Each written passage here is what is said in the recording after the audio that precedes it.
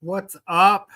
Well, everyone, it's been a while since we did a ranked episode, but this is a special ranked. I am Chad Zuver, and I'm also joined by Bede. Bede, it's been a while since we've actually did one of these.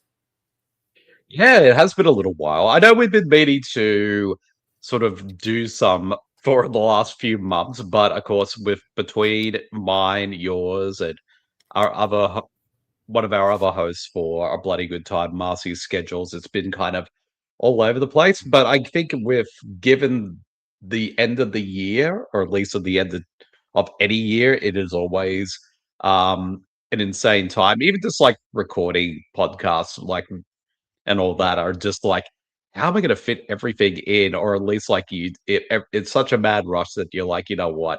I'm just gonna not even worry about it. Yeah, holidays are rough to actually do this, and plus, me and U.S., you and Australia, it's very hard to get this going. Um, so this is a different type of ranked. This is actually the best horror movies, our personal best favorites of 2025. Marcy unfortunately cannot be here, but she did give us a list. So Beat will definitely be giving hers out. But this is we're not gonna score them. It's just our favorite best movies to see. Recommend them especially if you haven't seen any of them. Uh, but I figured this is a good start of the year of 2026 of ranked, our first one, and we're going to do best of 2025. So before we get in, B, do you have any honorable mentions that just missed your top 10 list? Oh, I would definitely say probably one of my biggest honorable mentions is Presence from Steven Soderbergh, which is an interesting take on the haunted house story because it's done entirely from the perspective of the ghost. It's not full-blown horror because it's also more of a drama, but it does contain horror elements where it's more about this ghost kind of observing this family as they are coping with some drama in their lives. And of course, the ghost kind of gets caught up with it as well. So, yeah, that one I really loved a lot. So, that one is definitely a major Okay.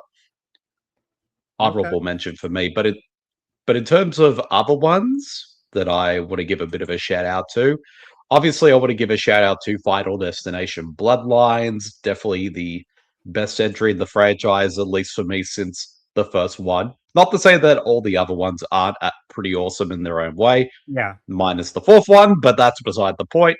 But this one it definitely felt like they were doing a lot more than just doing memorable death scenes. Like they actually had a Mhm. really interesting idea and story And for this characters. one. Exactly, exactly.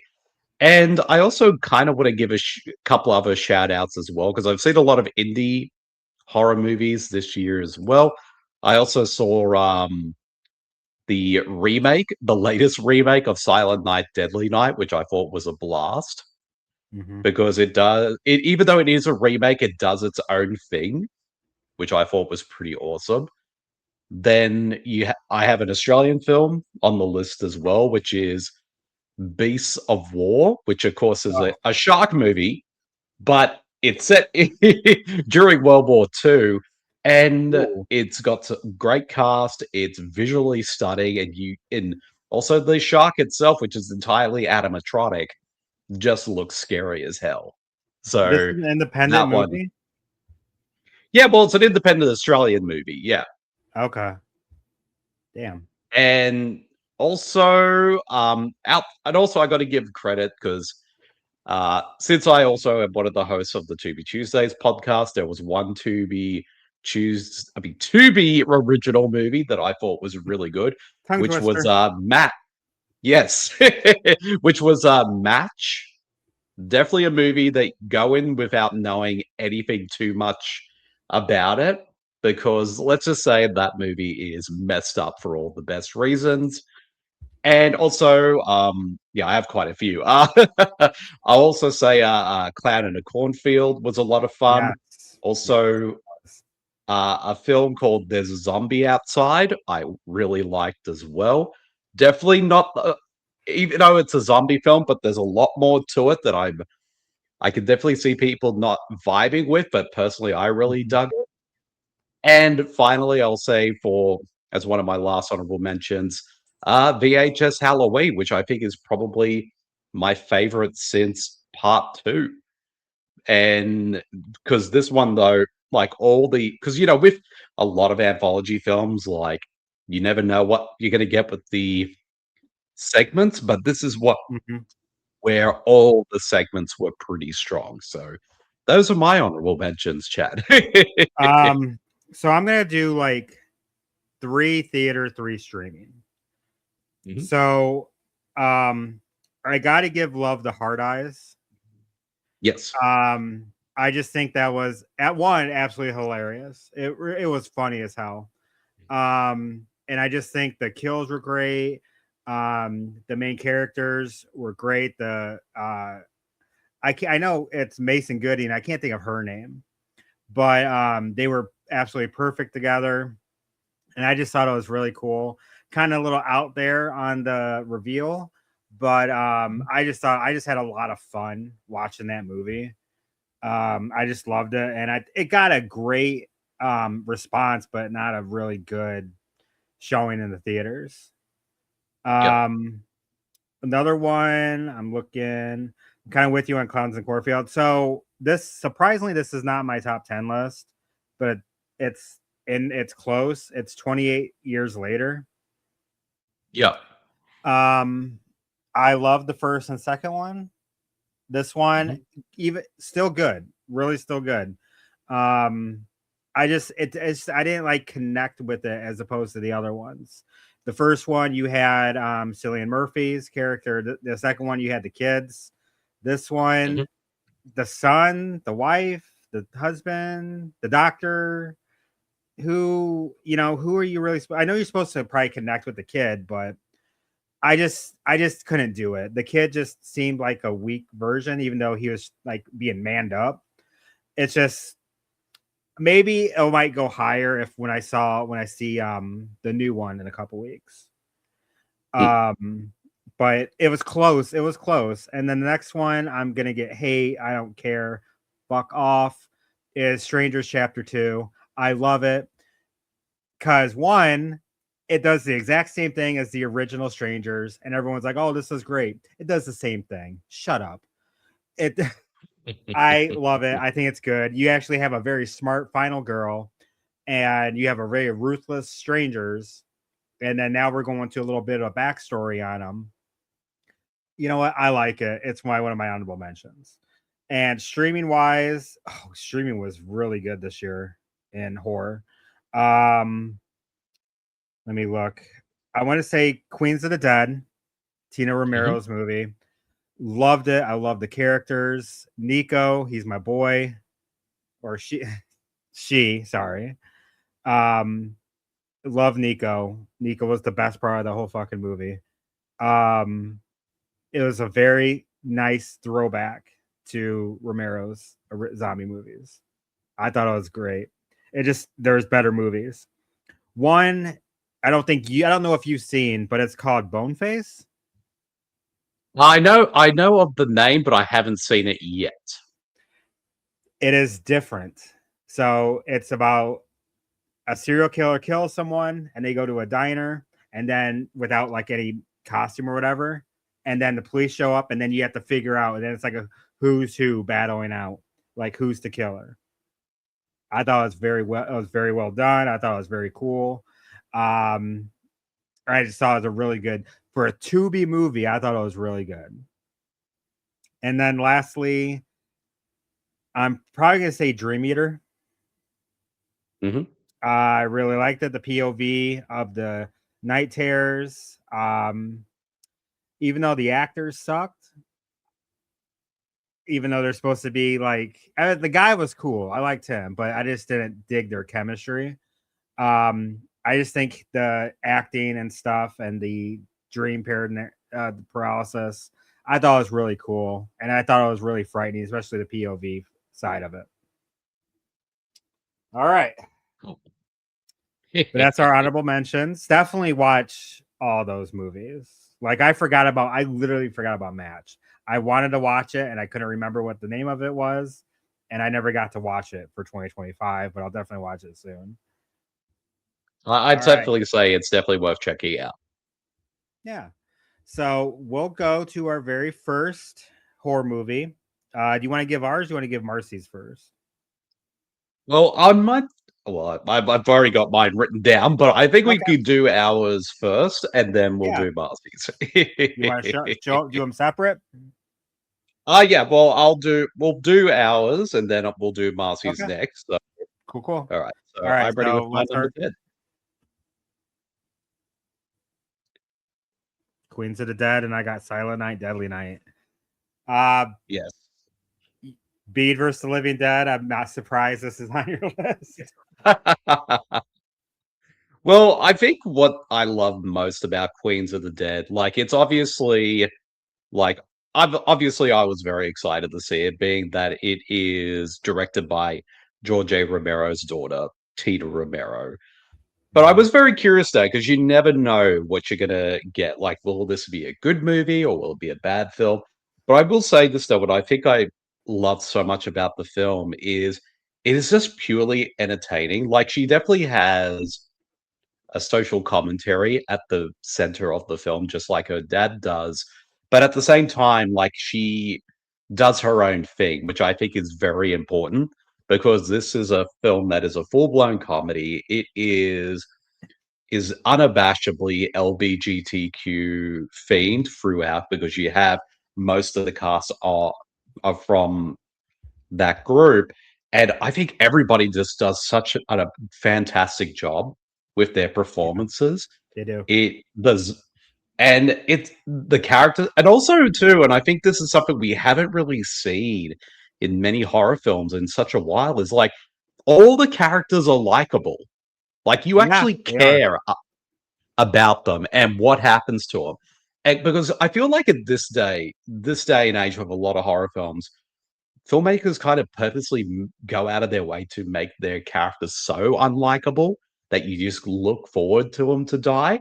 It's not to say Yeah, there isn't a character or two like that in this film, but even then, though, the ones who come off like, I guess, the worst are still likable, which is an amazing thing. And I just think it's such a entertaining film. But also, too, what I think is great about it is like, she you she does acknowledge her dad throughout the film. Like, there are mhm. references and even name drops at certain points, and even cameos from the Romero side of the zombie world.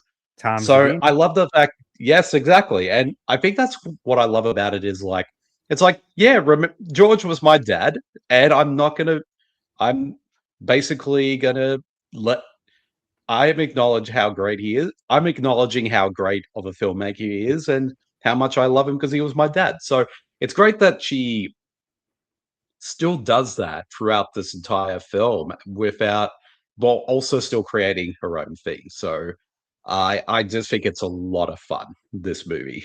Yeah, yeah.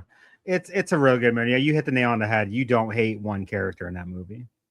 Maybe the bartender, but yeah, Yeah. yeah. Um. So Silent Night, Deadly Night. I I like the first one. The first one's a classic. You can't hate it. You hate the second one Mhm. because you the first hour of the movie is the first one. Um, and it's got garbage day. Uh, so you watch the movie, you're thinking it's this full blown repeat of it. I'm not spoiling it. I'm not going to spoil it because definitely watch this. Then Mm, it does its own thing, which is pretty freaking cool what they do. mm. And then I just thought it was really cool. The deaths were cool. Gonna say the Nazi party was Yes. fantastic. And he's always gonna be Corey Cunningham to me. I can't think of his name. Oh, Um, Roden Campbell. That's it. he I hated him in Halloween Kills or Ends. I loved him in this. I thought he was so good. And I think he found his niche of being of pretty much being killers. He found his niche, but I thought it was so good, and I was so like, I'm like, oh, this is the same as the first one. They're just kind of cut and paste, but then they did that reveal. I'm like, this is so freaking cool. Mm. I liked it a lot. The twist made the movie like 100% better. You know what? I absolutely agree. Like, even if it was a pretty straightforward, I would have enjoyed it for what it is. But I think what Mike P. Nelson does is, like I sort of stated before, he takes the concept of the original film and does his own thing with it and creates something that does stand alone as a remake. And Yeah. I personally love that twist because I was not expecting it to go in that direction. And I feel like No. it made the film No. even better, but I can definitely see it not vibing with people because I have read, like, from some reviewers and even friends of mine who didn't like the movie because of that twist. But to be honest, though, the Silent Night, Deadly Night franchise is such a batshit insane franchise where every installment is literally insane. I feel like if you're not at least, this feels like where I'm not, again, I won't spoil what the twist is, but it feels like, okay, this is definitely a Silent Night, Deadly Night film in terms of the where it goes with its many twists and turns. So I think it's a lot of fun, and I think it's definitely up there as one of my personal favorite recent horror Mhm. remakes. Yeah, it's one of the at least guaranteed top 10 best remakes. Mm, So, definitely. what's Marcy? What was Marcy's number 10? Well, I've got Marcy's right here. I have written it down, and Marcy's pick is Dangerous Animals. Have you seen it? I have seen it, yes. I di Which I I did. didn't like it. Well, I I didn't understand. like I can definitely see it because why?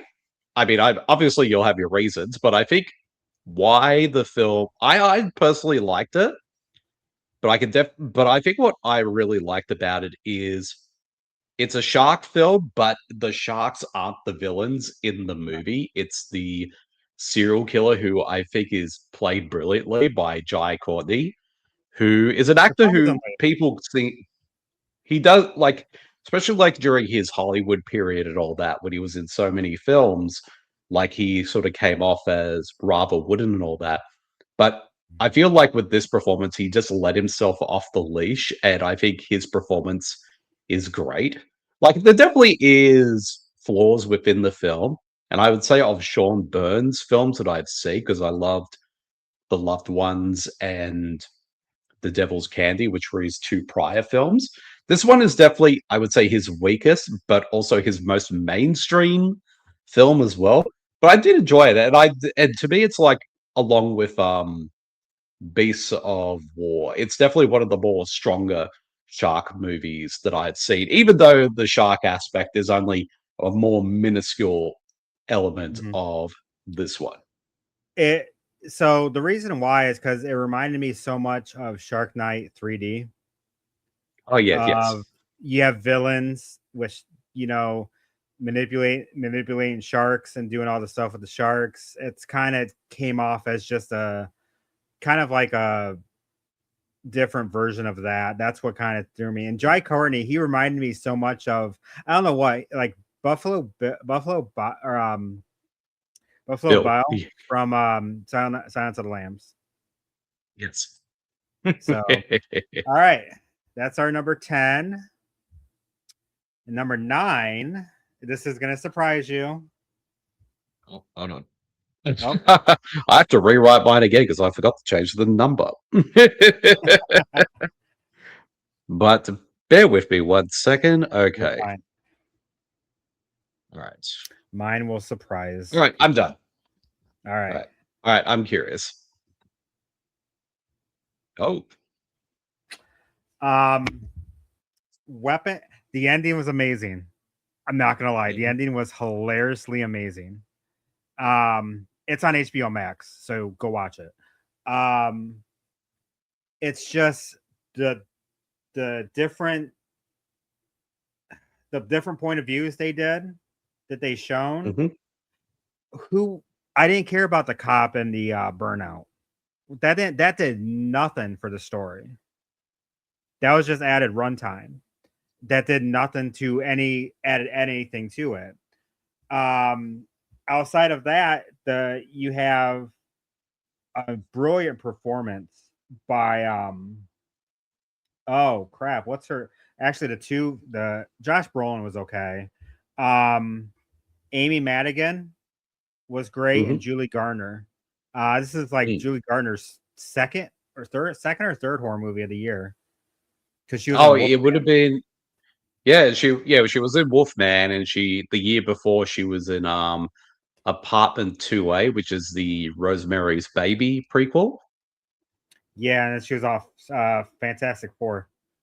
She was Silver Yes. So Surfer. she's had a big year. She had a big year. But Amy Madigan was the absolute star of the movie. Um, Mm.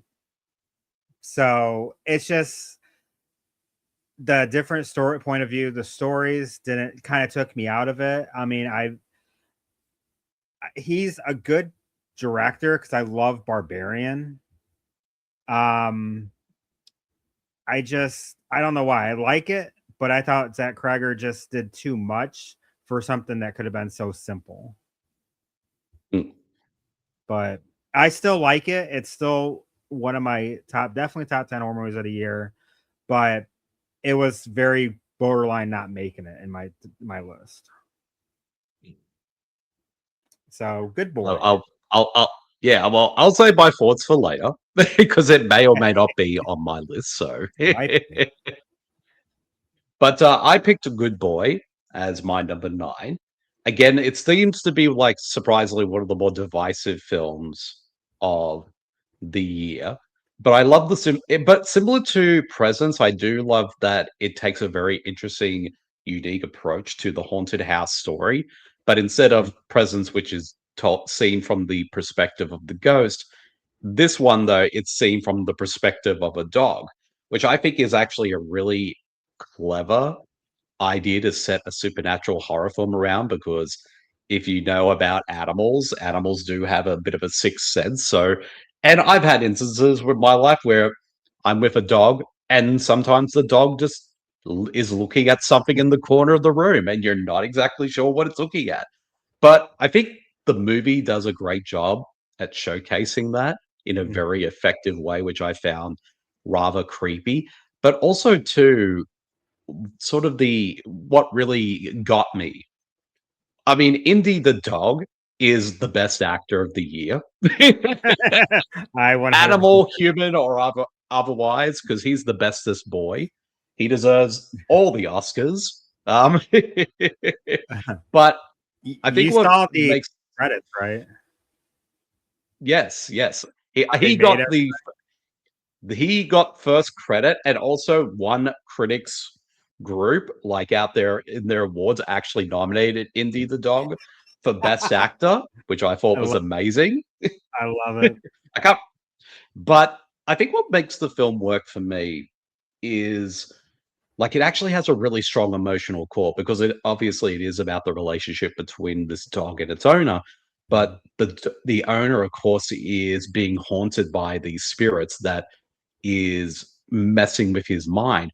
But you could also kind of see it as a metaphor for mental illness as Yeah. well, which I think was very effective. And yeah, I gotta say also too, I got a bit misty-eyed at the end too, Chad. So yeah, I think I could definitely see why some people didn't like it, but personally, I just loved it. I thought it was great. Um, I'll say more later. I'll say more later. um, so it's a good pick. What's Marcy's number 9? Well, Marcy's pick is Queens of the Dead. Yeah. Um, Which I think we've already said so much about it, but I believe if Marcy was here right now, she would have said the exact same things as um, we did when it comes to that film. what we'll do is, since I have everyone's list, I will also make a Facebook post, and if Marcy wants to Mhm. comment, on her thoughts of it, she can definitely do that Yep. on the Facebook page. All Yes. right, number 8. Yes. Bear with me one sec while I write all this down. No, no, no, no. You're fine. You're writing for two. You're writing for two. Yeah, I am writing for two, so alrighty. Oh, get down there. Okay.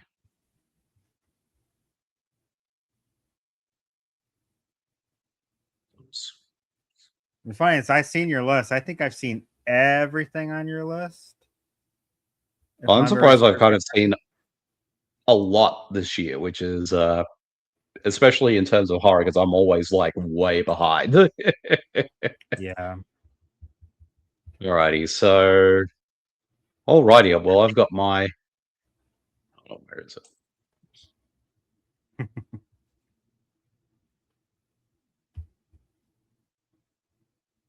Alrighty, I am ready, Chad. All right. Black Phone 2. Well, tell us your thoughts on Good Boy, Chad. Um, I thought the concept was really cool. You're right about any animals, dogs especially, that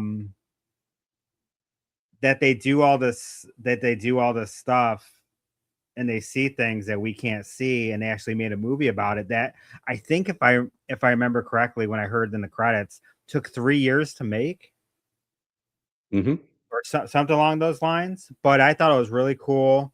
I just remember the entire seeing the pre's for it and like seeing everything about it. I'm like, don't kill the dog.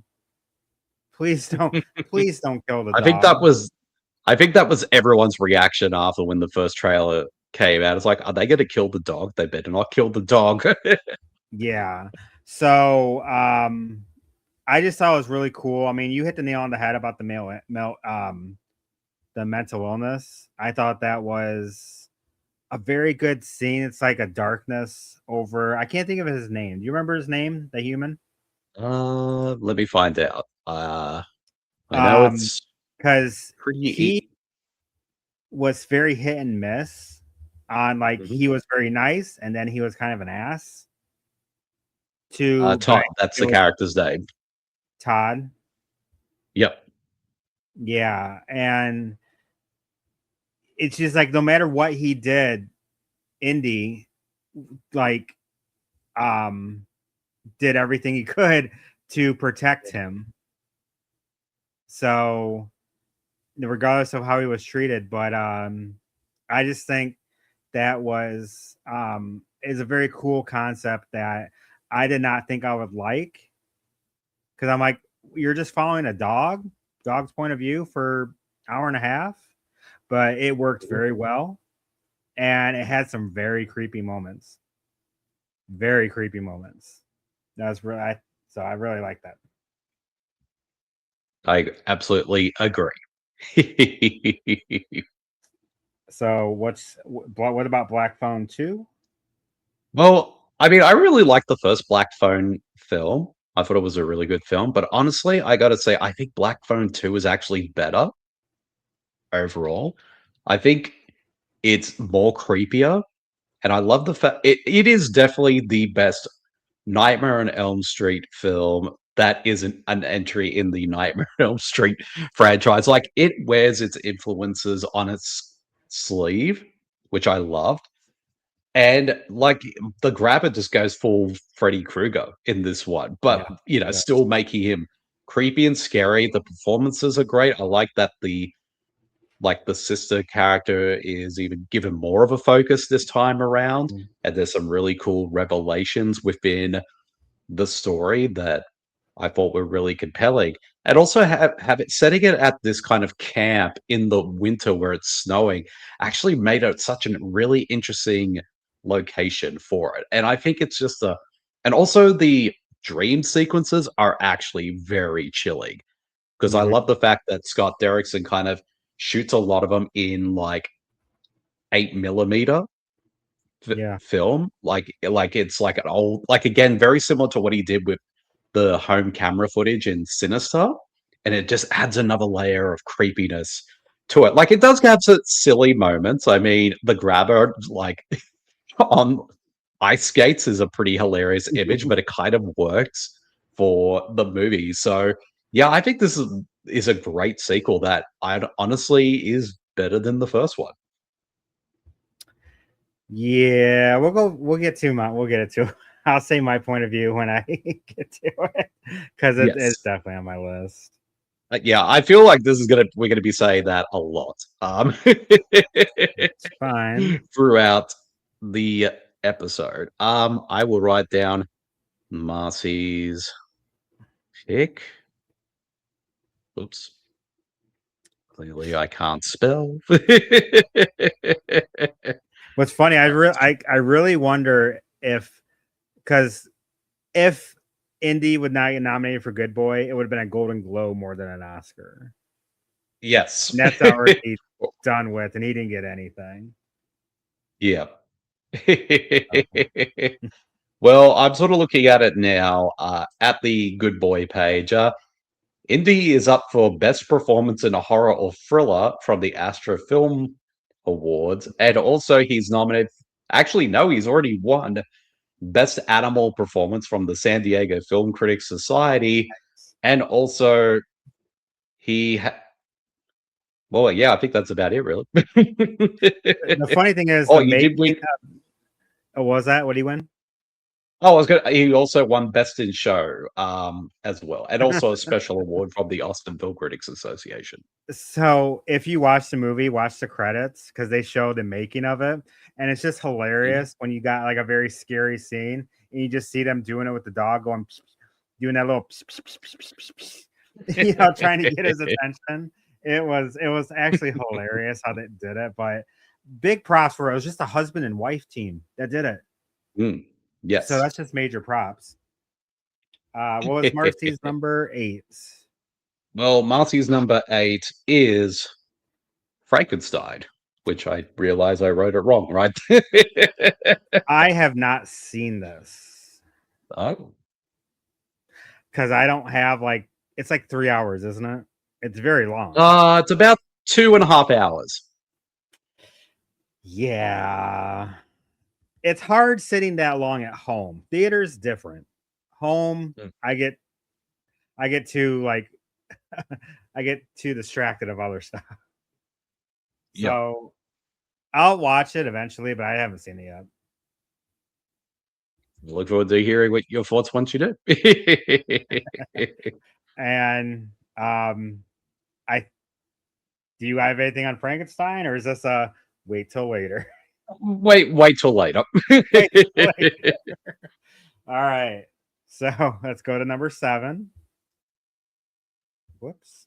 What the hell? All right. What the hell?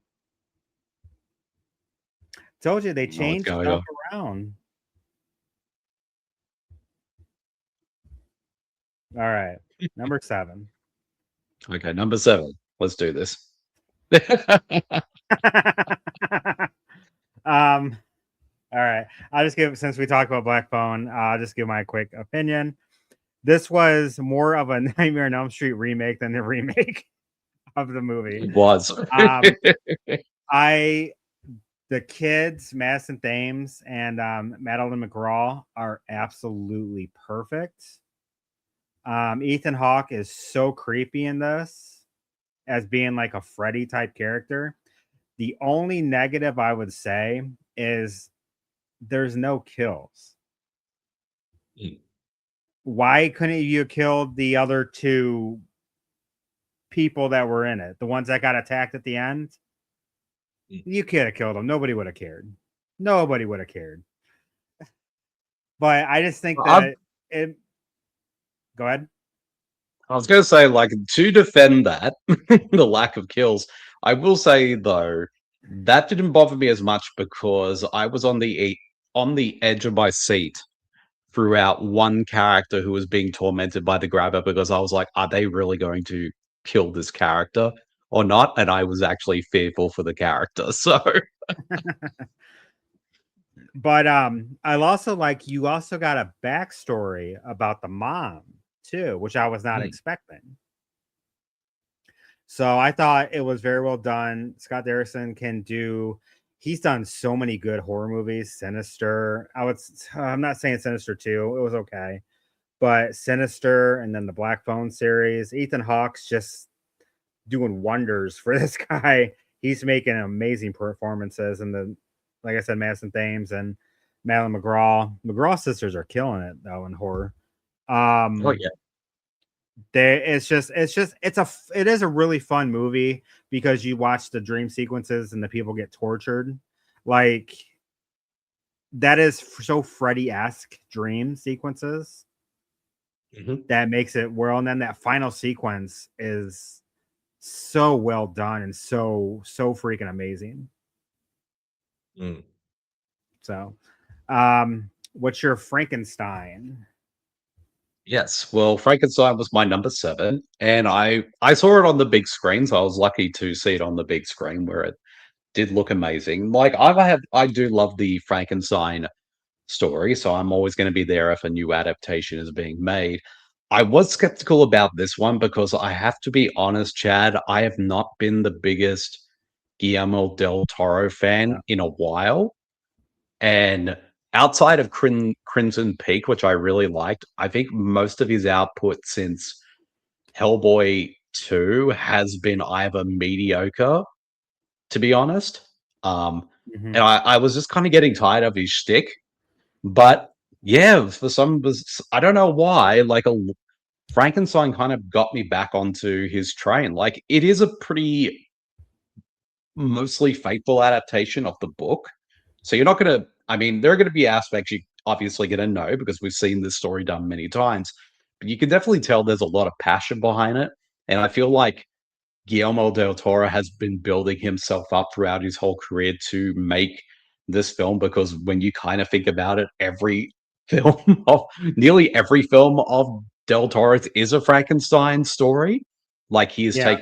take because Frankenstein, from what I remember, is one of his favorite movies, and he has such a love for the film and also the monster itself. Mhm. So you could definitely see that passion in there, and also it's so beautiful to look at. The performances are great. Jacob Elordi is a revelation as the creature in the film, and Oscar Isaacs is fantastic. Mia Goth's great. Christoph Waltz is great too. Yeah. So it That's great. is definitely one. I mean, it's not a full blown horror because again, it's kind of taking more of the approach from more of the close to the book where it mixes not just horror but also gothic romance and drama and stuff like that and science fiction. But it's so really well done. Again, I could definitely see some people watching this movie and being like, "Oh, we've seen this type of thing before," but Del Toro just does it so well with this one, and yeah, and it's definitely. I think, in my opinion, I think it might be his best film since Pan's Labyrinth, and Uh, I'm putting that he's out done there. a lot. He's done a That is lot. high call. He has done a lot. I haven't been impressed by a lot of the stuff he has made, but it's definitely so this is a big call for me. I'll definitely watch it and Mm, definitely like because it's I mean that cast you mentioned is mm. the cast is amazing. I mean, it just makes you want. It's just the timing, 2.5 hours home. Yeah. It's kind of hard to sit through when you're at home. Theater, I would love to see in a theater, which Mm, it never showed here and where I'm at. yeah. But I think that's more should have been a theater movie instead of a Netflix movie. Mm. Well, I think, yeah, well, I think Criterion are gonna be releasing it on 4K and Blu-ray very soon. So keep a lookout for that because they have been doing that for a lot of Del Toro's films as of late. So Um, Marcy's number 7. yes, Marcy's number 7, and it is Companion, which I will talk about later. I will too. I will too. All right, number 6. It's oh, Well, before we go, with Companion's kind of hard to say if it's a horror movie or not. I would say it is a horror film, but it definitely is a mixture of different genres, I would say. But I would say horror is definitely a big Mhm. part of it. Yeah. All right. Alrighty. All right. I went Strange Harvest.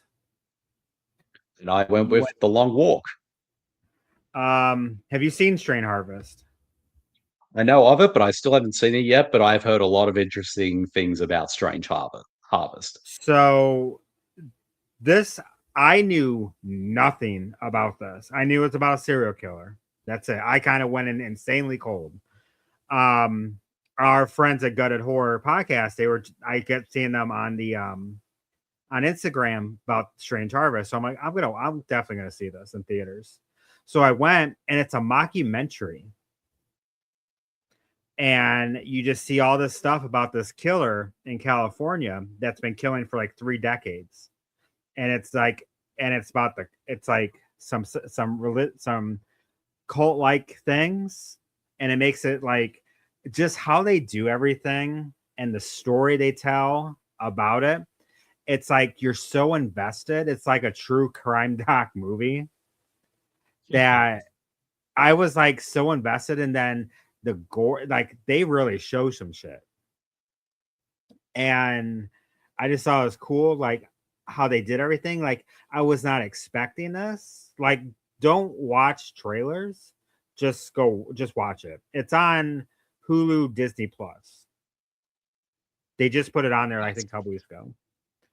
Um, Nice. so definitely just watch it and just don't watch anything because you don't want to get spoiled. Because I had no idea because they're doing this mockumentary, and I'm like, what the fuck is this? Like, and they just kept going. I'm like, okay, it's a mockumentary, and it's like I was just so invested in the whole entire story. Like every time they keep getting further and further, I'm more drawn into it. And you get to the I don't want to give too much away, but you get to the final scene, and it's like watching like a body cam YouTube cam of police. They did a really good job, and I highly recommend watching this movie. I definitely look forward to checking it out because it has been on my radar. I haven't seen any of the trailers, only like, the stills, but I'm Yeah. definitely very excited to see Don't watch a trailer. it. I won't. All right. All right. And then you got Long Walk. Yes, which is I think is I mean, there were a lot of Stephen King adaptations this year, and a lot of them have been really good. I enjoyed them all. But I think The Long Walk is definitely one of the best. Well, the best one of the year. Like, I guess some people could debate how much of a horror film it is, but I feel like there's enough elements in there to classify Mhm. it as one because it is kind of this sort of dystopian horror thriller drama with a tinge of sci-fi.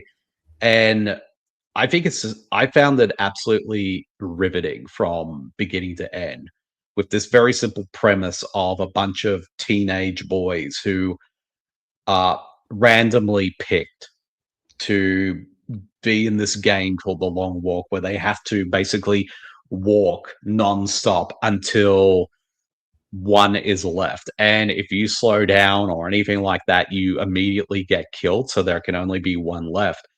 Mhm. And I just found it such a riveting, disturbing, just gut wrenching film. And the performances are all amazing from the young cast. Francis Lawrence, like, like it's kind of funny he makes this film, but he also does the Hunger Games film. So it's kind of like this is the yin to the Hunger Games yang. Mhm. So it is a great film, and one that I think everyone should definitely seek out because I had quite a number of gut punches while watching it. Um, so yeah, that didn't make my list because I did like it because I thought, Hmm. but I think the trailers ruined it. Mm, This movie was ruined by trailers, in my opinion, because it literally yeah. showed you who died. Mm. Like, Yeah, I don't think I've really watched. I think I watched maybe a minute of one trailer. I was like, you know what? I don't need to see anymore. well, how many movies I saw this year? 69, nice. But and I saw 69 movies in the theaters that um I was bound to see it. And they showed way too much. Honestly, like good story, good performances, Cooper Hoffman and David Johnson, who were the two main. Mhm. Um Absolutely perfect. David Johnson's a fucking this guy's going to be someone in a couple years cuz he was awesome in Alien Romulus and he was great in here. Yeah. You had the cast and then Mark Hamill. Fuck, Mm. I hated him. I hated him. Also, I want to give a shout out to Judy Greer, even though her role is small as Yeah. Cooper Hoffman's mum, but she is amazing in her short screen time. I love Judy Greer in anything she's in. I love her. She's just awesome. Um, all right. What's Marcy's number 6? Well, I think Marcy's number 6 is The Ugly Stepsister, I have not which seen I this. haven't seen. Which I haven't seen either. I've been meaning to, and it's like the one major horror film from last year that I still haven't got around to watching yet. And I would be surprised, like my top 10 will be updated once I see it, if I like it, of course. Yeah, true. The only thing that this is the trend now that they're doing fairy tales into horror. Mhm. Yeah, Um, Peacock has all the Disney princesses like pulled in. There's yeah, a movie I can't think what it's called. Fairest One of All, I think. They bring all yeah. the fairy tale princesses into a movie, and then it's like battle royale to be the wife of the Mad Hatter. Oh, So then you got like the Popeye stuff, the Winnie the Pooh yeah. stuff, the whole the twisted childhood universe, whatever it's called that they're doing. This is the new flavor now, which is fine. I liked Winnie the Pooh Part 2. I really did. It's a fun movie. Bambi was fun as fuck. Peter Pan, not so much. But I'm curious of seeing this. It's on Shutter, I think. I Mm. think. Yeah, well, it's a Shutter original, and from what I understand, what people, I mean, obviously, since I haven't seen it, I can't speak to it, but what from Marcy tells me, um, it's a horror film, but it's also a dark comedy as well, and a bit of a Okay. satire as well. So Okay. obviously, like you could tell, this isn't something they're doing as a cash grab, like a lot of the sort of fairy tale inspired horror films that have been made in the last few years. This is something like, oh, they put a lot of thought into Yeah. this to make it interesting and unique. It's literally on my list to watch. I just haven't got around to it. Yeah. And also, too, I should add to from what I've read, it's quite has got quite the reach this film because I believe it's on actually the Oscar shortlist for best makeup, Okay. like in the final 10, I believe. So it could be a potential Oscar nominated film. That would be the first Shutter Actually, movie? well, if it does get nominated, yes, because I know what was that film called? La Llorona was very close to being Shudder's first Oscar nominated film for in the international film category, but it didn't Okay. get nominated. But if it does, it will be Yeah. Shudder's first Oscar nomination. All right. We are halfway there. What is number 5? My number 5 is I went together. You went weapons. yes. What's your thought on weapons? I think it's great. I will say this though, I didn't like Barbarian. How dare you? Mainly because, like, I saw where it was going a mile away, and it felt like the type of horror film, like, oh, I feel like I'm going to insult people by saying this, but so please don't take it Go ahead. the Just wrong go ahead. way. It feels like a horror movie that was made for people who have never seen a horror film before. Oh, Oh, Like it felt like it was trying to be too clever for its own good, and I just didn't really like it. Even on further reflection, I since I saw it, I didn't like it. So I wasn't sure what to expect with weapons, but I ended up really enjoying this one. Like I can definitely see what you mean when you were talking about earlier about some of the flaws. Like it's a much more ambitious film than Barbarian in terms of it taking more of this multiple character story approach where you're seeing different timelines of these characters as they're going around this kind of mystery at the core of it. But I feel like all of this stuff is very deliberate by Zach Cregers. And I think the cast all do a really good job. I actually do like the subplots with Austin Abrams and oh Alden Ehrenreich. I actually liked their performances, and I did enjoy their subplots. But I feel, and also this is a film that can be both scary, creepy, but also very funny as well. So I really love that aspect. Well, I mean, it also helps like and Zach Cregers comes from a comedy background, so obviously the humor is going to land. But also, I just like was very intrigued where the story was going to go. Like it explains things, but it holds back from explaining stuff. And also, Amy Madigan is phenomenal in this movie. I hope she gets an Oscar nomination for this because she's creepy as getting a lot fuck. of buzz. Creepy as fuck. Oh yeah, she deserves it because honestly, it's a performance like I didn't know was her until like 20 minutes when she I was know. into her. I didn't know it was her. I didn't know it was Like I'm her. like sitting. Like, wait a second. She, Is that who I think it is? I looked it up in the theater. I'm like, holy shit.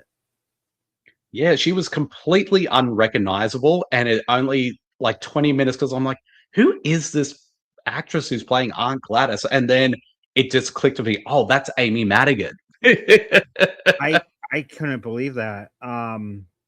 One thing I didn't mention mine is I felt so bad for the principal.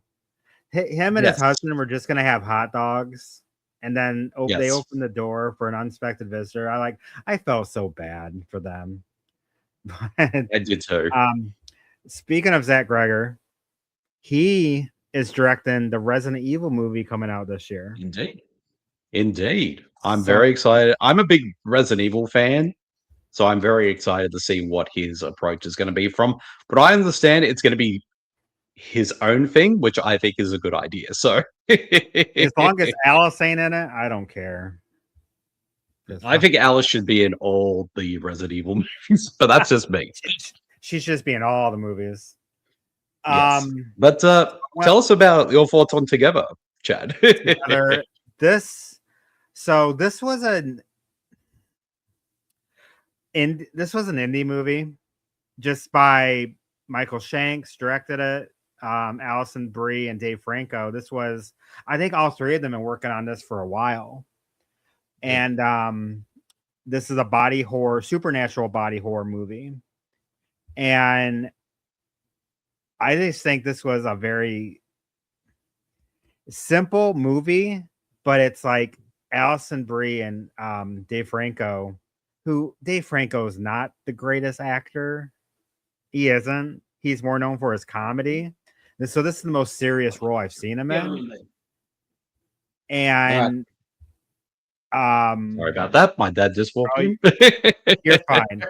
But I never seen him in anything this serious, and I thought they killed this. Like I want to see both of them nominated for something because of their acting. Their acting literally was the driving force of this movie. And then you just get like just this whole body modification thing that they're doing and how smart they are and what they do. And it's just a lot of questions. And then you find out the reveal. You're like, oh, oh, okay. But it doesn't ruin it. It didn't ruin it about the reveal. You've seen it, right? I have seen it, yes. Okay. You know what I'm talking about. Hmm. Yep, So I I have to didn't think it. admit. Yeah, Go go ahead. ahead. Sorry. Oh No, no, you no, go go ahead. ahead. Go ahead. Okay. I didn't think it hurt it, but I just think that just the acting in itself and then the grotesque scenes that happened in it. I'm like, they went above and beyond for something that's indie, which I think it only costs like I think it was like maybe 10 million. It Mm. was low. It was very low.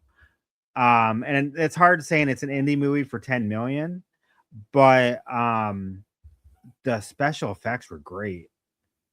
And I just think the story, the acting, the subplots with the couple, the subplots with the school, his whole thing, and then it just keeps driving and driving and just expanding.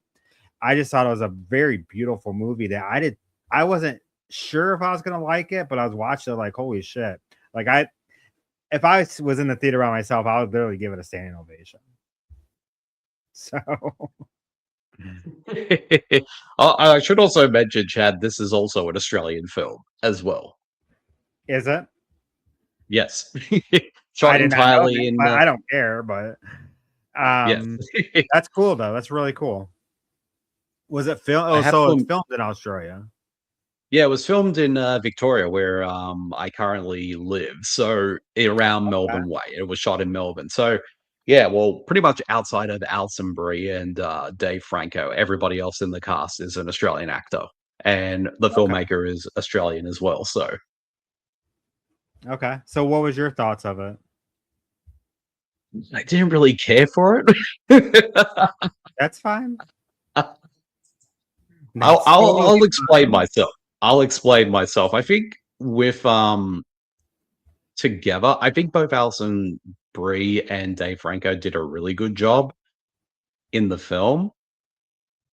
It doesn't feel like the movie itself was particularly special. Like, I think the body horror aspect was really interesting, Mhm, but I feel like the script was very clunky and it didn't really explore enough of its concept and themes for my liking. And also, the tonal shifts of going back and forth between horror and comedy were mhm, pretty jarring.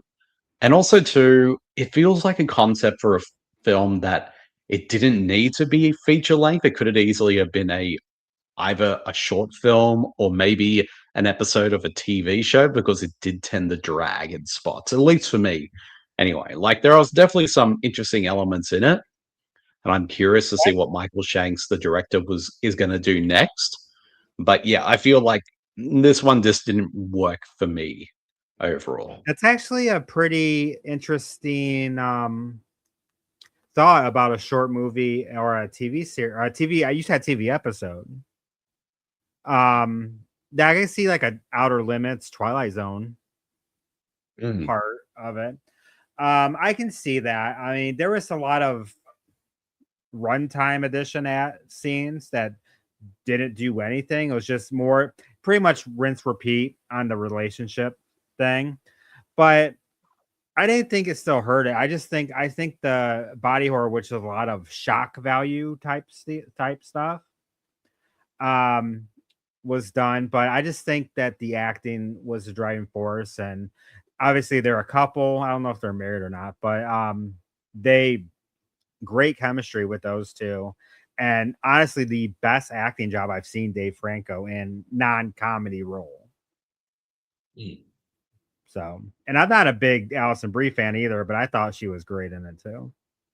Oh yeah, I think of the two, she definitely was the one that stood out the most for me. Yeah. What about Marcy's number 5? Surprisingly, Marcy's number 5 is also weapons. And it's So, funny though, I actually was checking her list and thinking, I'll delete everything that's on here and write it. And then I look, it's like, oh, I could have just left it as weapons. yeah.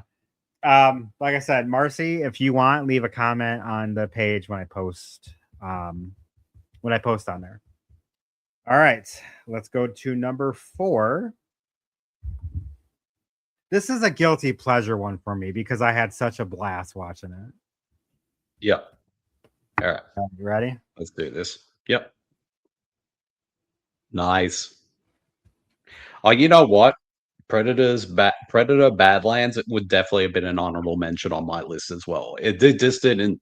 pop into my head as I was thinking about it. So this is going to be an asterisk, also with like killer, predator, killer of killers, Hmm. because it's pretty much it's the same director. Dan, I want to say Dan, but it's not Dan. Dan Trachtenberg.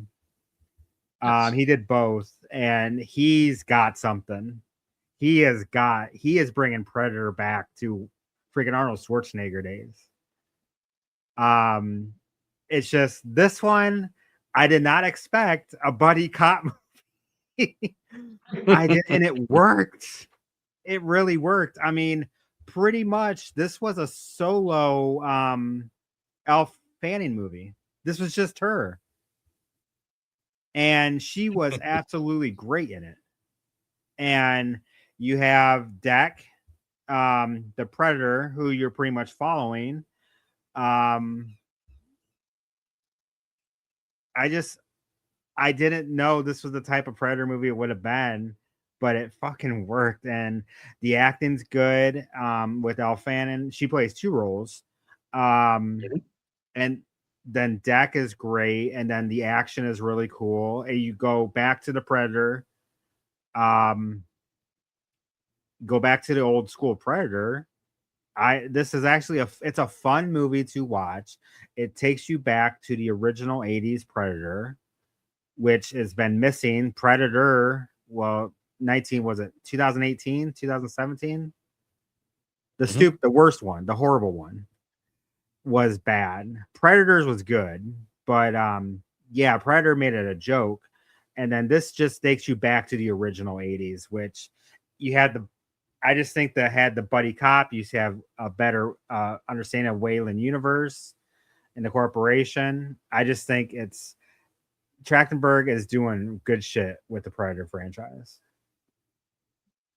I think with Predator Badlands and also Predator Killer of Killers, I think what's interesting with, you know, Dan Trachtenberg, Dan Trachtenberg directing both films and releasing them in the same year, it's kind of like he's doing some really interesting things with the series.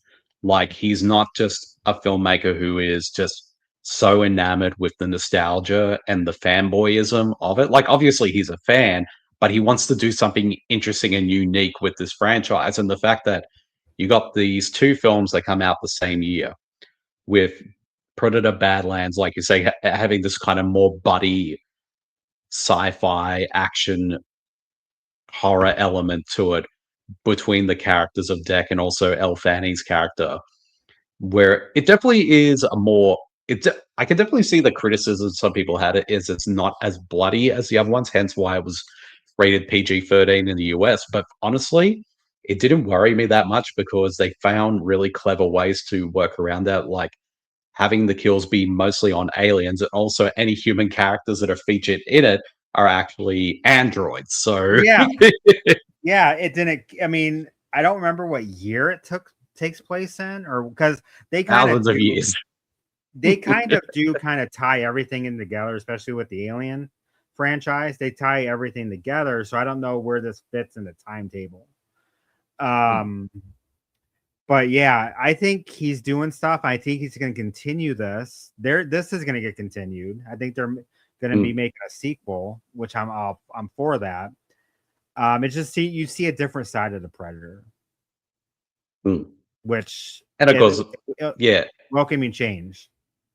yeah, exactly. And also comparing it to Killer of Killers, which is an anthology film that's also an animated film as well. Beautifully animated, Yeah, beautifully exactly. animated, and you get a little.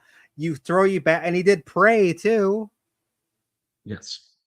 and Which I Prey's would say is probably more in line with the first film, like that sort of back to basics kind of approach. But, obviously it has its own elements that make it sort of stand out as a film. yeah, yeah. So all right. Companion. This is the second time we saw this. This was Marcy's seventh I ranked believe it movie. was, yes, 7, and this was my number 4. And funnily All enough, right. Zach Kragers was a producer on this movie. Mhm. And it definitely, even though he didn't direct or write this movie, it definitely has his energy because this is a film that features a lot of plot turns and all that. Like, I Mhm. already knew the concept going into the film that it the Sophie Thatcher is a android in the film. So I already knew about that. But I know like and also, the trailers kind of gave that away. Yeah. I would have loved to have seen this movie without knowing that plot twist, but Yeah, it's that was actually the the first of biggest. I think that was the biggest knock people had on is this yeah. trailers killed the movie. But I don't think it You would killed it, think but it ruined it. yeah, yeah, well, it ruined that twist, but there's so many other twists in the movie that it doesn't There are. ruin. So because after that, I'm like, oh shit, this is movies like taking so many different turns after that. Again, it definitely has a mixture of other things, like it's horror, but it has comedy, dark comedy, I should say, and also it has some interesting themes and concepts that it explores within its story, and it kind of dives into sort of the themes of what we're talking about today with AI, artificial intelligence, I should say, and a few other things. But you really kind of, but Sophie Thatcher is so good in this movie. Like you're always on her side Yeah. throughout, and also the supporting cast, like Jack Quaid and everyone else in the film, are also equally great too.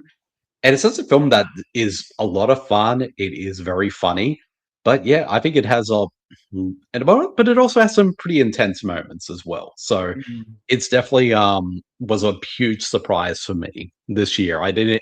I mean, I knew I was going to enjoy it, but I did not expect it to love it as much as I did. I'll be talking about that soon.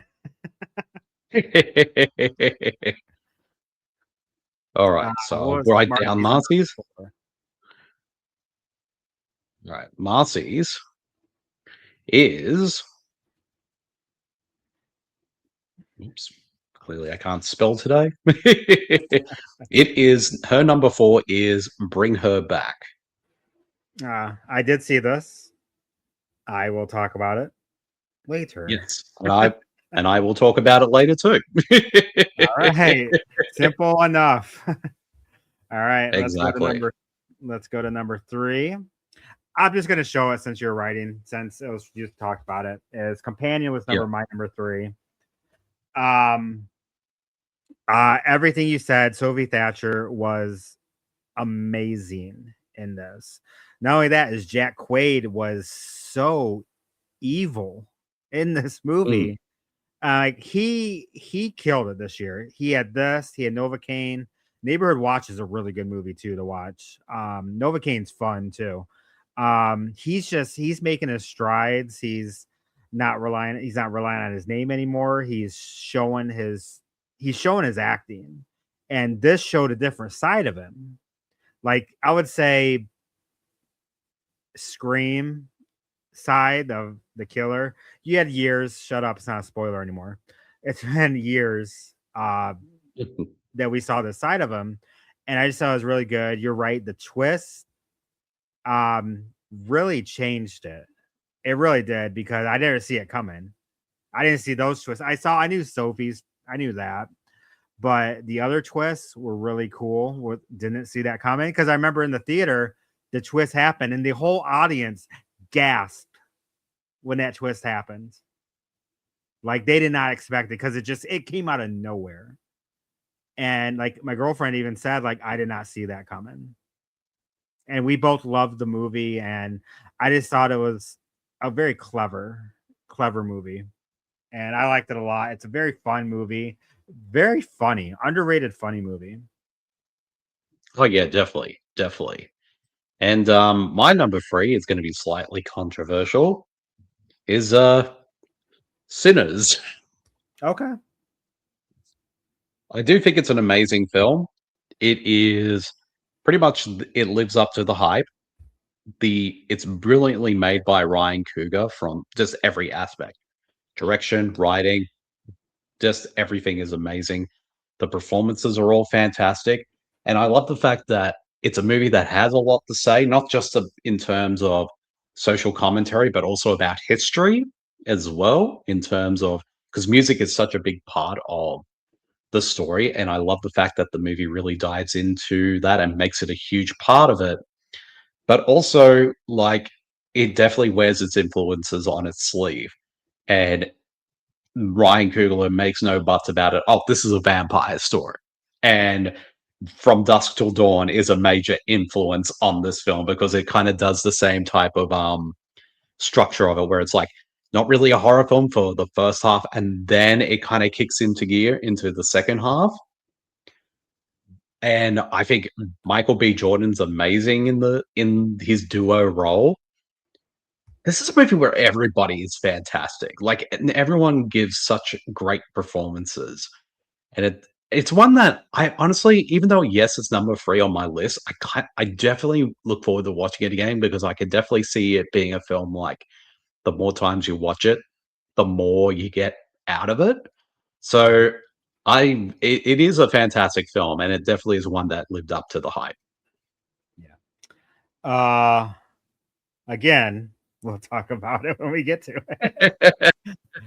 So that just narrows down my top 2. Um, Yes. but yeah, yeah, I'll say my piece when I get to that. So what was Yes. Marcy's number 3? Well, Marcy's number 3 was I don't have your list in front of funny. me. I'm thinking Yeah. you're not. We've seen your number 1, right? No, you haven't seen mine. I mean, we have, but I'm not saying what it is just yet. Okay. But Um, yeah, Marcy's number 3 is 28 Years Later. man, that was out of my honorable mention list. It is her top 3. Indeed. Well, I Alrighty. mean, I had Dangerous Animals was not even in my top 20 horror movies. But all right, let's go to number 2. Um, Now, so it depends. Is it going to be Sinners or Bring Her Back for me? Because it's only 2 choices left. Indeed. Alrighty, let's do this, Chad. What's our number 2s? Nice, nice. Both bring her back. Um, Yes. I love Talk to Me. It was probably my favorite movie of 2022. I love it. It was such a good movie. This was so different, and it was so creepy. The the kid wasn't just God. Those scenes, that fork scene. Oh, I still shiver at that scene because that's my fear is like bite on a fork, like biting on a fork, Yeah. but not like that. Um, this is such wonderfully told story that it just keeps you don't really know what's going on at the beginning to show you that little beginning with the tape that you're like, okay, it's gonna be one of those, but then you don't see it. You don't Mm. see like where does this come to play? Then you find out, you're like, oh shit. But it's so the acting is good. I don't know I have the characters in front of me. The older brother, just I loved him and I felt his pain so much. And I felt the little girl, the sister's pain too. Um, this is such a beautifully supernatural folklorish movie that I didn't know. I was like, oh, it's gonna be like one of those movies, like if that you've seen it over and over again, but you just you're pleasantly surprised. And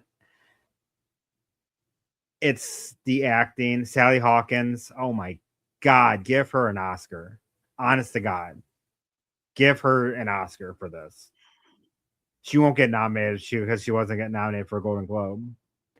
I just don't see it, but she's gonna get nominated for some like Fangoria awards or stuff like that.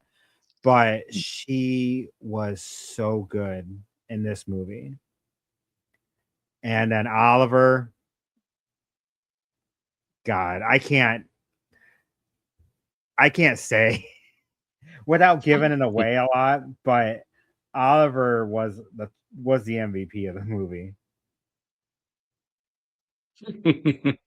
Well, I'll say this with Bring Her Back. I mean, I think Talk to Me is a great film. It's a great debut from the Philippou brothers, but I think Bring Her Back just surpasses it in every way.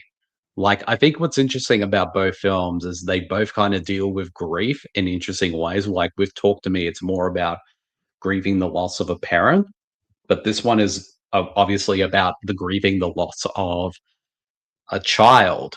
And I think how it sort of approaches that grief in this film feels way more raw than it did in Talk to Me.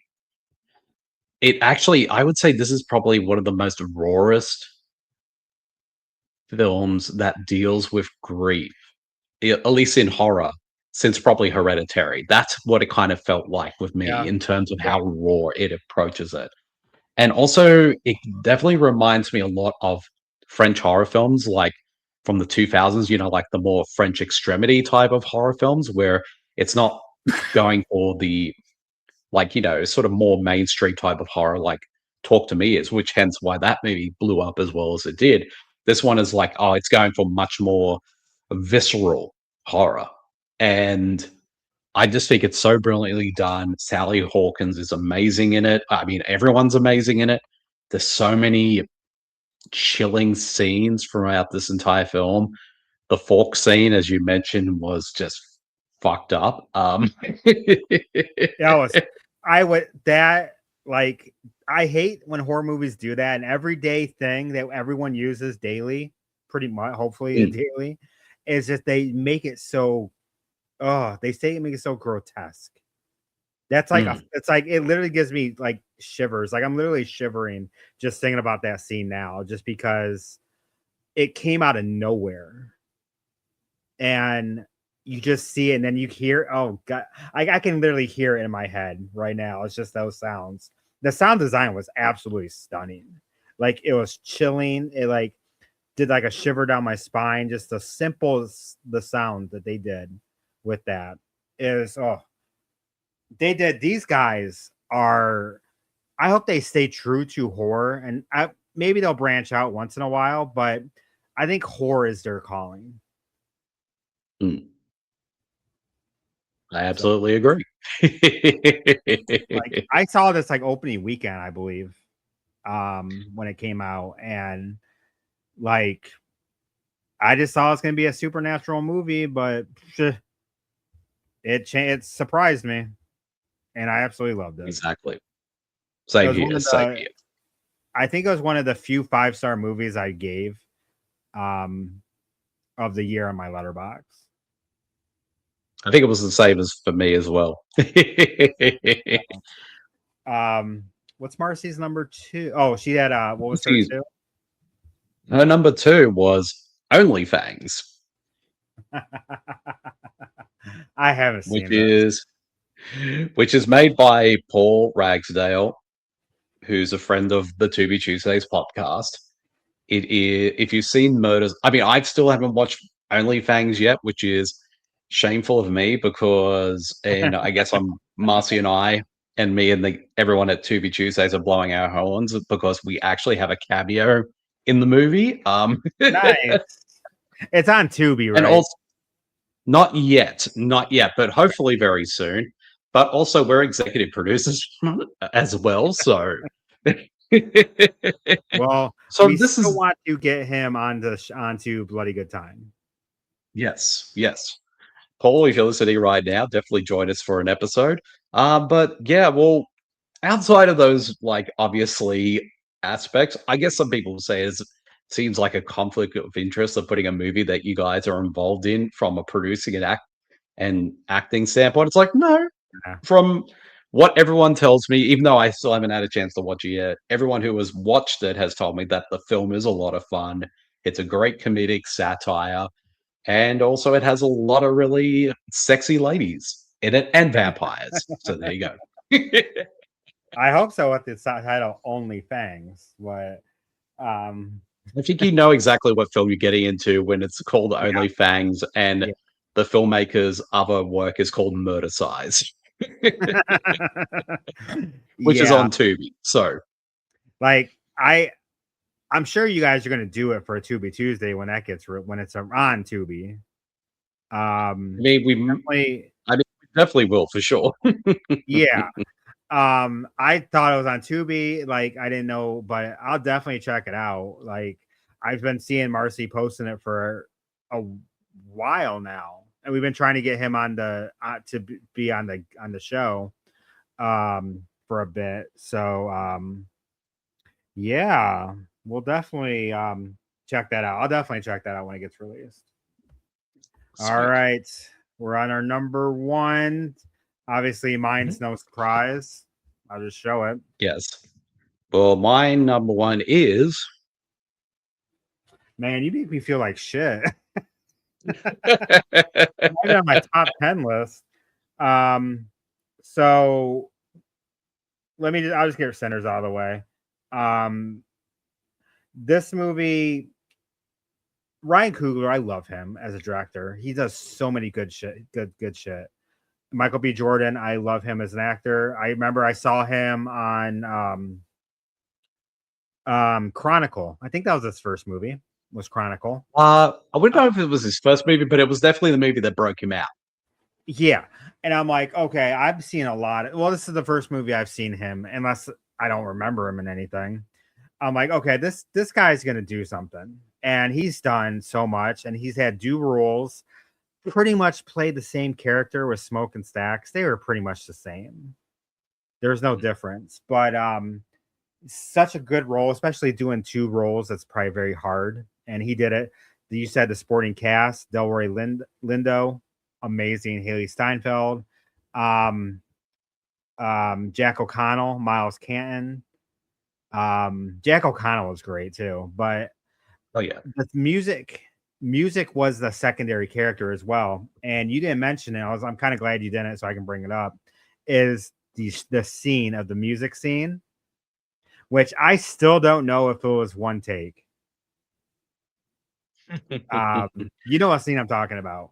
Oh yeah, that it's definitely one of the best scenes of the year. I'm sort of wondering that as well because it looks like it was done in one long continuous take, but it could easily have been if it wasn't.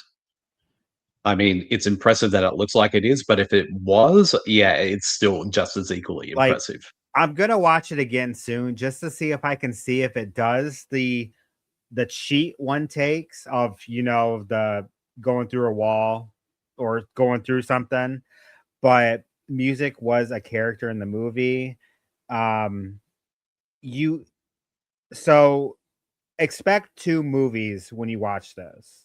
You have the vampire scene in the second, third act. Well, it leads to the third act. The first scene, it's very good character development. You have a little bit of a crime drama with the brothers. And then you got the leads up to the party, and then you got the horror element with the vampires.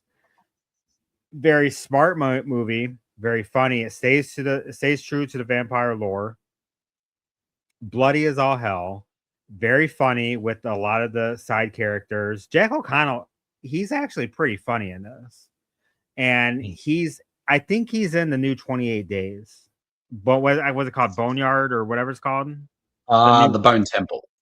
Bone Temple. I think he's playing one of the lead of the blonde haired guys, whatever their names are. Mm. Yep. I think he's the lead guy in that. Very great. The sporting cast is great, and big props to I'm pulling her name up because I can't think of her name off the top of my head. Annie Yes. Wunmei Mosaku. I hope I didn't butcher that. She's amazing. She's amazing. Haley Steinfeld, she's the third biggest name of this movie outside of Delroy and Michael B. Mhm. She isn't in it a lot. Mm. And she's pretty much a supporting character because you have Sammy, um, and then you have Annie coming in that overtopping them. because Mm, Annie was amazing, and so much heartbreak in this movie. It's very sad. It's a very sad mm, movie. Like if you can, it's a slow burn. It's a very long fuse to it blows up in the third act. If you can yeah. sit through because it's close to 2 hours, if Mm, you can get through the beginning of the movie, which it's slow, there's a lot of dialogue, but you get to that party scene, it changes, and then it's well worth it because it was like sitting on a 2.5 stars for me, and then it gets to the party scene, then it shoots up to 5 stars. mm. My favorite, not only my best horror movie, but my favorite movie of the year over like F1, Superman, something like that. Best movie of the year for me. Nice. Well, So in a we way, it's kind took of a bigger shit. So for 28 years. yeah. Well, I feel like for me, 28 years later, pretty much is kind of gave me the same type of reaction Sinners gave you as well, in terms of like what I think what I love so much about this film is like it could have easily Danny Boyle and Alex Garland could have easily have just retreaded the first film again, but they do something really interesting with this one. Like all the infected zombies are still there, but what it definitely has a lot more of a folk horror feel to it as well, which I think really sort of adds to the sort of a layer of weirdness to the movie. And the movie it can be weird, like really weird. Mhm. Like not in terms of the visual style, the editing choices, but just in terms of the story of where it goes with its characters. It's very intense. The infected are given more dimension as characters this time around, like the sort of the alpha Samson, who with his giant dick, who that's like swinging throughout the entire movie. Yes. They're very But they're not nonchalant on those shit. They did in the first one too, if I remember correctly. yeah, a little bit, but not the extent of what they do in this No, movie. But I no. think what's interesting too, because I think Alfie Williams, who plays the young boy, I think he's phenomenal in the movie. And I really love the fact that the film is also kind of a coming of age story about him kind of growing up in this little island with his father and mother, and his mother, who's also amazingly performed by Jodie Comer. Like it's about him sort of growing up to be a man and also going to this island to hunt and kill. But along the way, he sort of starts to realize that things are that there's a more than what's going on. And also kind of hearing all these stories about Ray Fiennes' character, like he's meant to be some type of boogeyman, but when he actually meets him, it's the complete opposite, which I love that Ray finds in this film because he brings so much heart and compassion to his character. And, and I'm not gonna lie, Chad, I got really misty eyed towards the end, and I was not expecting that from a 28 days late film in the 28 Days Later franchise. I mean, I talked about this film at length on my podcast, Bede versus the Living Dead. So if people want to hear my thorough thoughts, definitely go seek that over there. But I just love this movie from top to bottom. It just hit all the hallmarks for me. And also the final scene of the movie, which I believe was the mid-credit scene, which seems to people either loved or hated. I can see why people hate it, but I love the fact that again it goes this batshit, and of course it leads into the Bone Temple because Jack O'Connell, even though he's third build in the movie, only shows up for like 30 seconds at the Yeah. end. And and from what I understand, the Bone Temple is getting a lot of great buzz already, so I'm excited to see that in a few weeks. So yeah, I just love this movie. It's definitely not just my favorite horror film of the year, but at the moment, until I see a few more movies, it is also my favorite film of the year of 2025, I should say. Like I like Danny Boyle. I mean, I like his movies. I like 28 Days Later and Slumdog Millionaire, Yesterday. And Alex Garland, I absolutely love him. His like Annihilation, Warfare, Civil War. He's a very, very, very good director and writer. He does some good Mm. shit. Men, I didn't like it. I thought Men was kind of weird. I didn't understand it. Probably I didn't understand it. And there's one scene at the movie that I don't probably want to see ever again in my life. I mean it 20 years later just seemed like a different style movie, which I think that what they're going at because it obviously takes place so long after the first one. Mm. There's just a lot of I don't know. I mean, maybe because I don't know. It's weird because I just didn't feel a connection to it like I did the first two. Like Mm. they want you to feel with the son because you said he's coming into his man. It's kind of like his bar mitzvah. You know, you're a man now. You know, you can do this stuff his own, and he does. He takes steps in his own hands with his mom. It's just I don't know. Maybe because I liked the kids in the second one, and I liked Rose Byrne and Jeremy Renner in the first one, or I liked Cillian Murphy and what was her name in the first one? Oh, Naomi Harris. Naomi Harris. Like maybe it's just that. Maybe because I just don't like the kid. I don't know. That's Mm. probably why I didn't like feel a connection with the movie. But I think maybe Bone Temple might maybe it. They kind of seem like part one, part two in it. Mm. Maybe Bone Temple will make me appreciate 28 years later more. Yeah. Maybe, but you're right. Ralph Fiennes was really good in it, like he always is, and everything. Um, so yeah. All right, let's finish it off with Marcy's number one. Well, Marcy's number one, no surprise, is Sinners. The right answer. I'm joking. No. Yes. Yeah, Sinner. This was 2025 was I think we've been having some really good years of horror. Mm. Um, I think A24 is moving up. Yeah. I think Blumhouse is kind of moving down. Five Nights at Freddy's Mm. 2 was not good. It was not good. But I think A24 is doing good. They do so much good work with their horror movies. You're getting a lot of independent horror movies that are making widestream money. Like, Yeah. let me look real quick. What do you think? How do you think of this year in horror? You know what? I feel like when it comes to the year overall in cinema, I think it's kind of a mixed year, but I think when it comes to horror itself, it has been a really great year for horror. Yeah.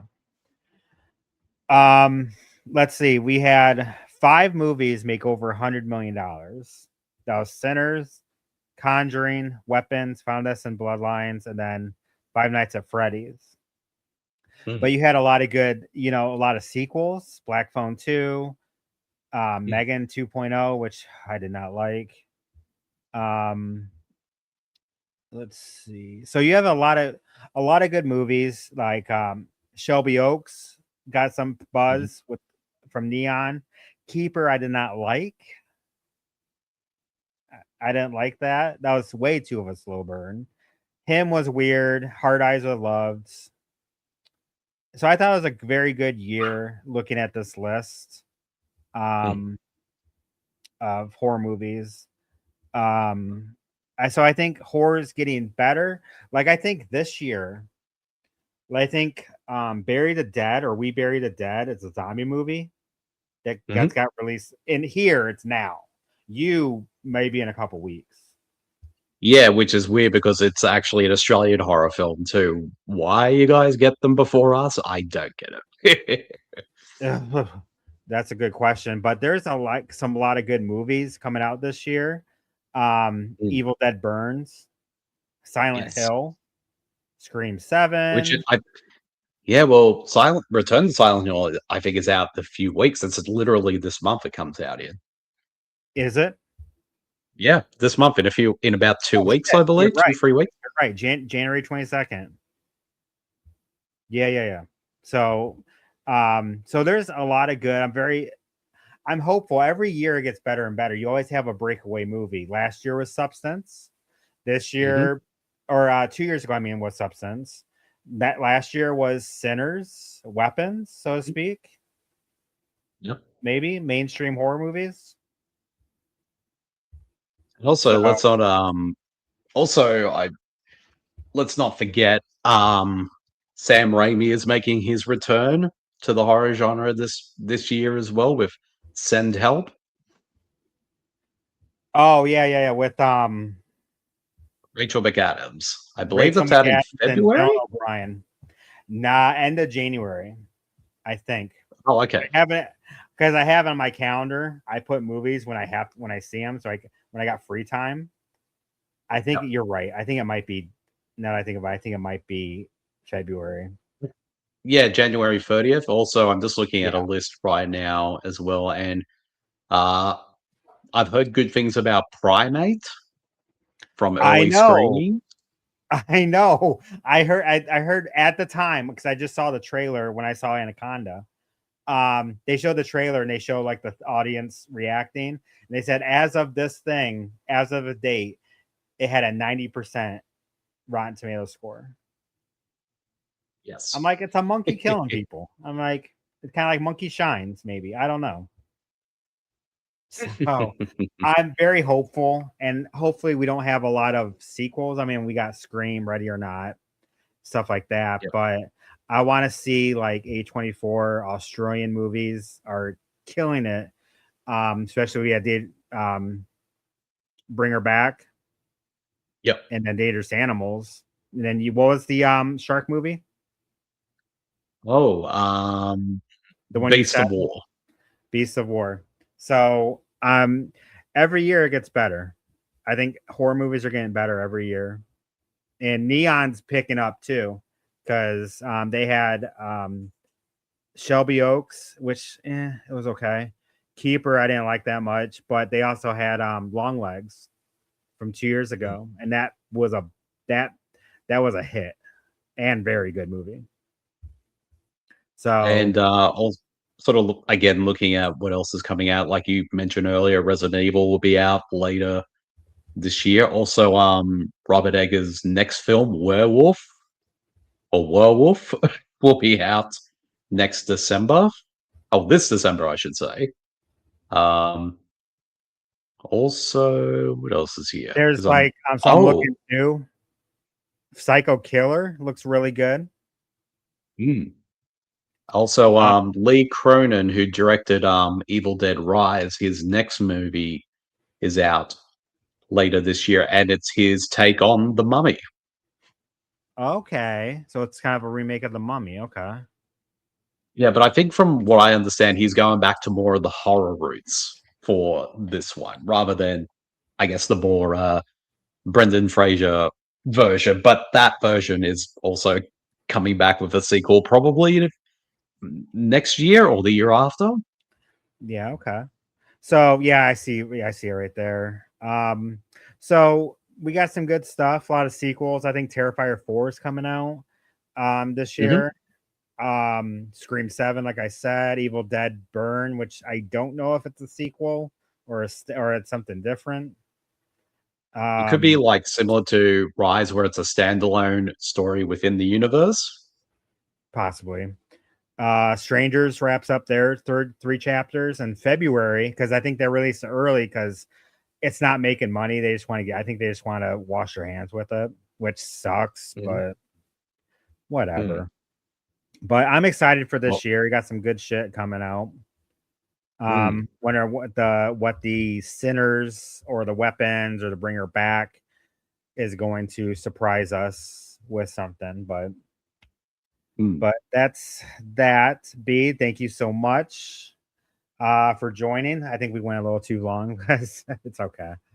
Um, but definitely check out. We return. Bloody Good Time returns next Sunday on the 11th. I will be hosting. We have 2 guests confirmed, and that's Brian and Joe from Killer Point of View podcast. So definitely come check out our return, our first show of 2026. So we're very excited. We're gonna have another big year. for a really good time. And definitely like, subscribe, and support Bloody Good Times YouTube. Bede, where can everyone find you? Well, if people want to find me out there on the internet, you can follow me on Twitter, Blue Sky, and Letterboxd under Bede Jermaine. You can find all my work and all the awesome podcasts that Super Marcey and I do together on the Super Network, on all podcast streamers everywhere, and at supermarcy.com.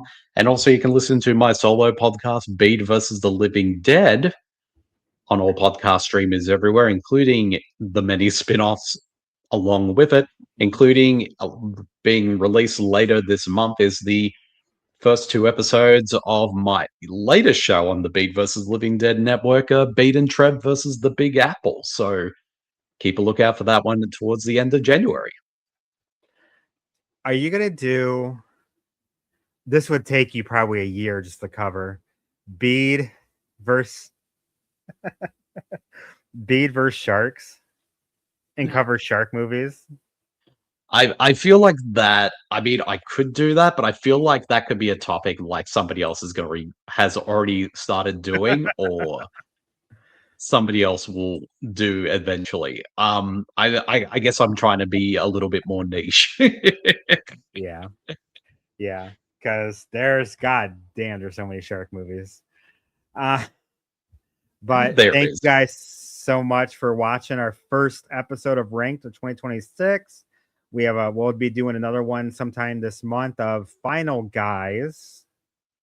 That's something we've been trying to get done for a couple months now. Yes. So that's gonna be our next rank. So, but see, you can come back and watch us next Sunday for a bloody good time. All right. Thank you guys watching. Peace. See you, everyone.